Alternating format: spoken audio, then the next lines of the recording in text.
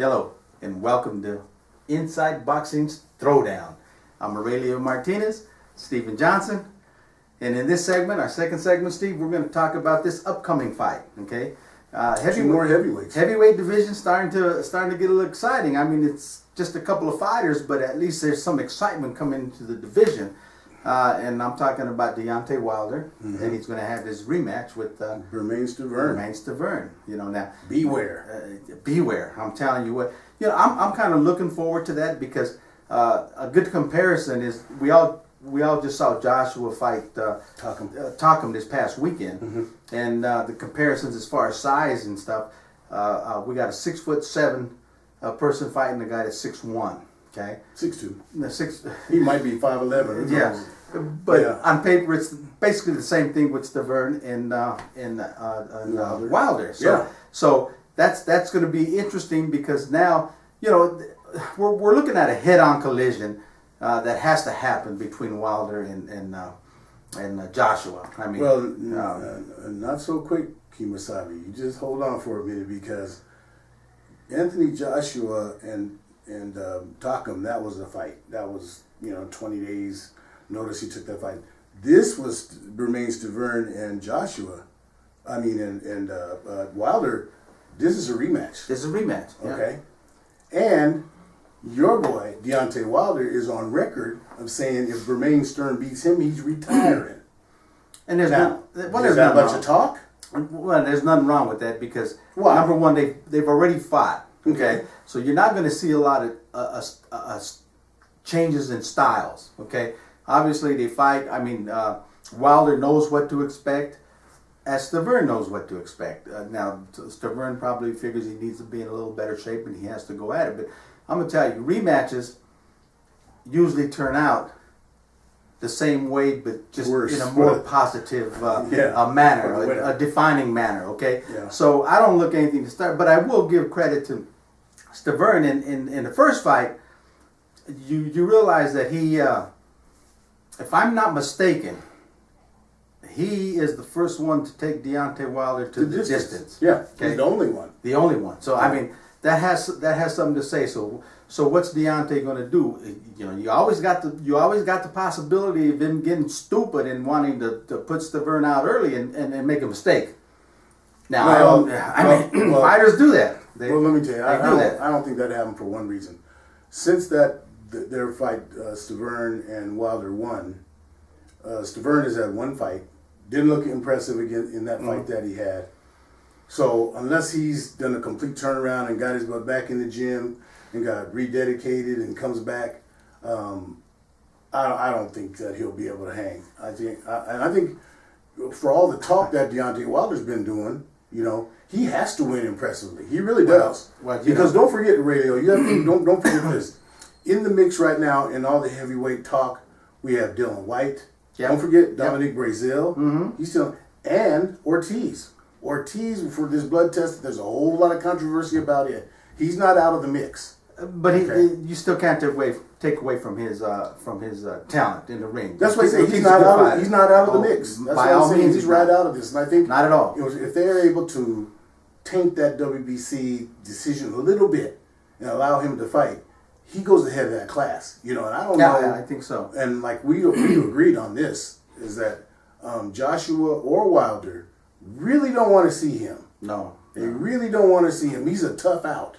Okay, so like I said, and what I like about this is, you and I talked about this off camera, but Showtime, that was last weekend they had that heavyweight fight, and this coming weekend they have the heavyweight fight also. Showtime, what is Steven Espinosa doing at HBO, man? Well, Showtime, they've been making a move now quietly making a move for the past several years, and you go back.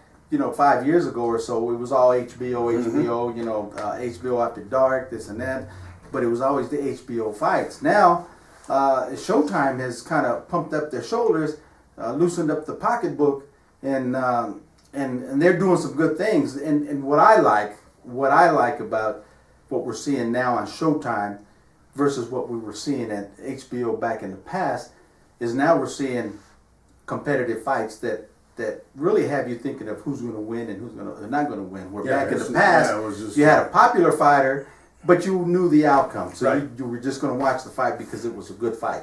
You see? Now you make a good point, because now you say, I think I know who's going to win this, but you're not totally sure. Exactly. So that makes you want to watch. That's a good analogy. And I like the way they're bringing the heavyweight division back to life. We got to have the heavyweight division, man. Back we gotta to have life. It. We got to have it, and we're going to have other heavyweights besides Deontay Wilder in America step up. Dominique Brazil is the most popular name right now, but he's got a lot to prove. He's waiting to see what happens. Yeah. Because the word on the street was that Stiverne took almost $700,000 step aside money to let Ortiz fight. Yep, that's right. Okay, so if that's the case, then Stiverne, say he loses to Deontay Wilder. Right. Okay, Dominique Brazil might move back up to the top and be the next one for him to fight. But once again, you know what that does? That puts us in trouble for American heavyweights. Why would we want to have our American heavyweights fighting each other? Except, so why not Dylan White fight Dominique Brazil? Something like that. Point. But I'm just saying, we've got the heavyweight division has some good stuff going on. And I think you might see that. I think you might see the mix-up coming in. The mix-up, of course, they can get stupid and start thinking about money, where I don't want to fight all these guys because the money's with him, with Wilder, or the money's with Joshua, so I ain't going to fight nobody else because I got the money. Now, that happens a lot in the heavyweight division, okay? They want to play it safe.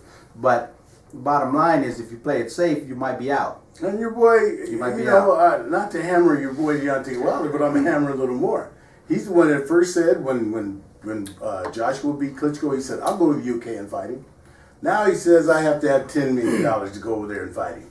Then he said Eddie Hearn said he wants, hold on, Eddie Hearn said that he wants Dylan White to fight Deontay Wilder. Wilder said, I'll fight Dylan White if Eddie Hearn will give me a guarantee that after that fight, I'll fight Joshua. Now that's not, to me, that's some good negotiating on the part of Deontay Wilder. Sure it is. But I don't know if Deontay Wilder comes out of that fight the winner, and that's why he's saying, if I'll have a guarantee, I'll at least go for that. So his guarantee will be saying win or lose. Well, win or lose, I get the fight. I'm going to tell you what I personally am excited about Deontay Wilder. I think he has the goods, and I think he has everything that it takes to make a statement. To beat Bermain Stiverne? I'll give him that, but I don't know about all these other guys you're throwing him in there. But you could flip it around, and you can't say, White's going to just beat Deontay Wilder. No, you can't. No. And you can't even say that about Joshua. I will.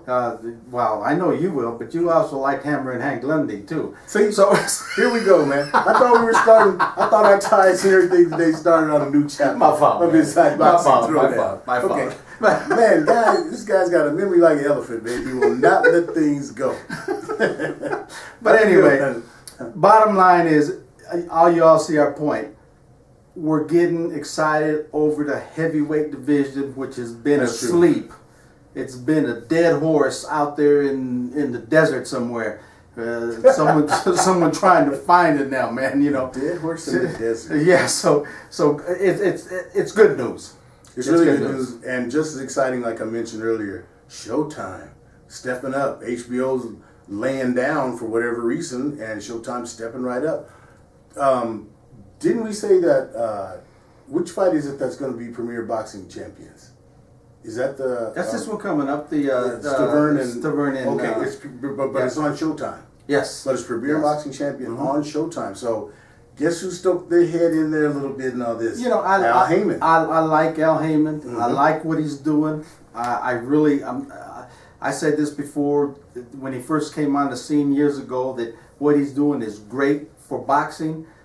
He's loosening up that stronghold that Bob Arum and Oscar De La Hoya have had on the big networks. Yeah. And he's providing free boxing, and he's doing it. They try to sue him to stop him because they knew, but he just has too much money in the kitty. Too much backup. His investments. He's got powerful backups, and that didn't happen. So I tip my hat off to Al Heyman, and now he's on Showtime. He's doing these shows, and he's bringing out the best. Yes, he is. You can't complain about that. Now listen, that's the end of our second segment of Inside Boxing's Throwdown. We'll be back with our third segment, which is we usually have open discussion but we might even throw a little "come on, man" in there if Aurelio can reach in the bag and pull something out. But anyway, as we end every segment of Inside Boxing Throwdown, keep them hands up. Keep them hands up, baby.